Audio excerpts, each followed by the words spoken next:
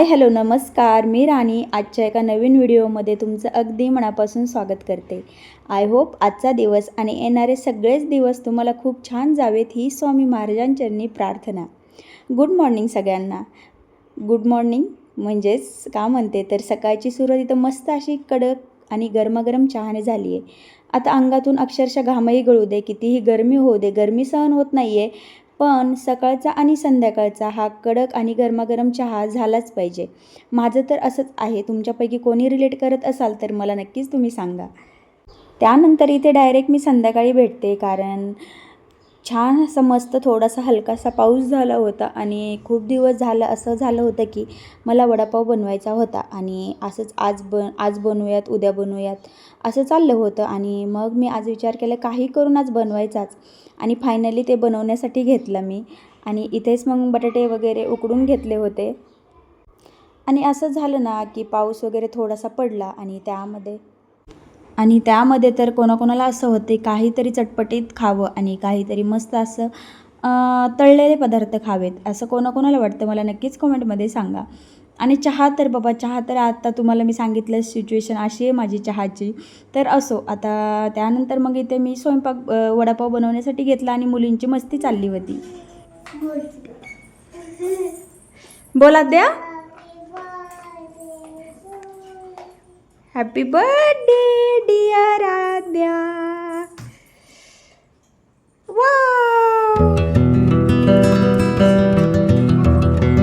आणि खरंच किती निरागस असतात तो लहान मुलं, म्हणजे किती आपल्या गोष्टी बघतात ते आणि किती आपल्याला फॉलो करतात. आता असं त्यांचाच बड्डे जेव्हा सेलिब्रेट करतो तेव्हा त्यांनी बघितलेलं असतं आणि इथे मुली तसंच ते फॉलो करत होते आणि तसंच ते खेळतही होत्या. म्हणजे अशा छोट्या छोट्या गोष्टी त्यांच्या मुवमेंट असं बघून खूप जास्त कॅप्चर करावेसे वाटतात आणि खूप आपल्याला आनंद होतो. असं काहीसं त्या शिकत असतात आणि खूप फास्ट ग्रोअप होत असतात आपल्याच समोर. खूप छान वाटतं जेव्हा असं मुली खेळतात. त्यानंतर मग इथे बघू शकता तुम्ही माझं एक काम चालू होतं आणि मध्ये मध्ये मी त्यांची मजा मस्तीही बघत होते.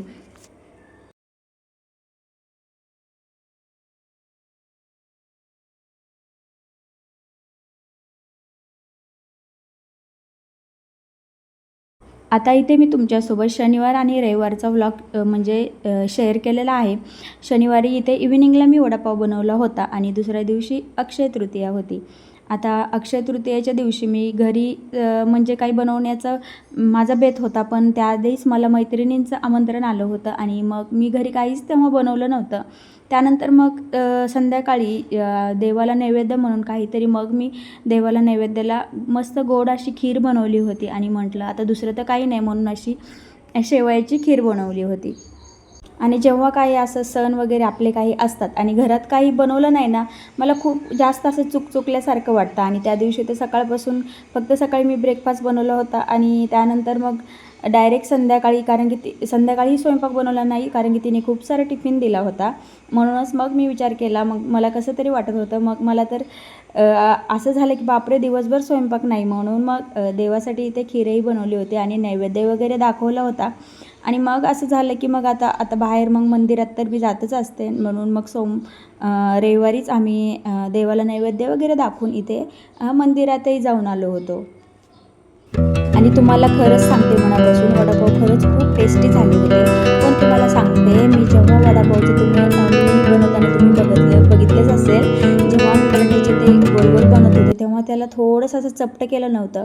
म्हणजे ह्या वडापावला काही आकारच नाही आहे, म्हणजे त्याला आकार काहीच दिला नव्हता. मी असेच बनवले होते आणि म्हणूनच ते असे झालेत, पण चवीला एकदम छान आणि टेस्टी झाले होते आणि खूप जास्त आम्ही एन्जॉय केले. आणि असं होतं कधी कधी शूटमध्ये ना, शूट करताना काही काही गोष्टी विसरल्या जातात आणि माझं तसंच झालं. तरी मी नंतर म्हणते मी वडापाव असं बनवलेत, कसं काय असा आकार झाला आहे मला तेही लक्षात आलं नाही. आणि असं कधीतरी होतं चुकून.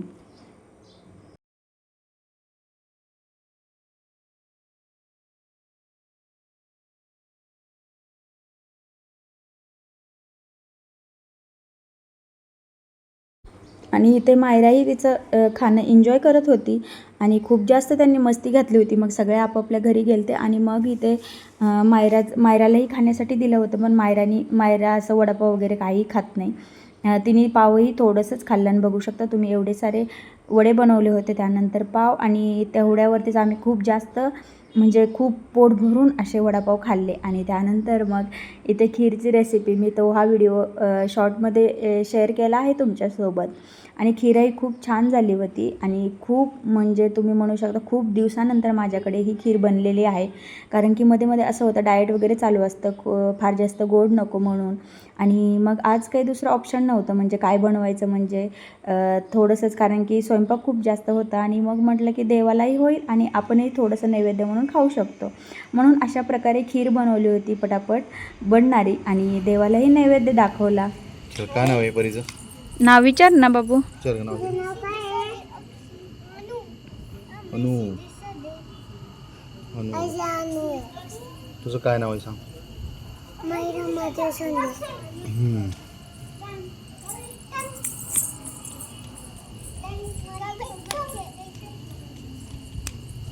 आणि मायराला असं अनोळखी आता मुलांसोबत खेळायलाही फार जास्त आवडतं.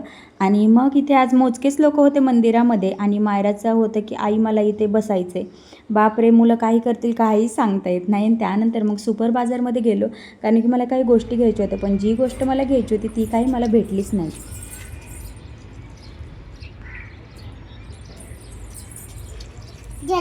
टाक सगळ्यांना.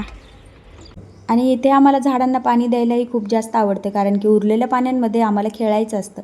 मग गच्चीवरतीच थांबायचं पण असतं आणि पाणीसोबत खेळायचं असतं आणि आईलाही जाऊ द्यायचं नसतं.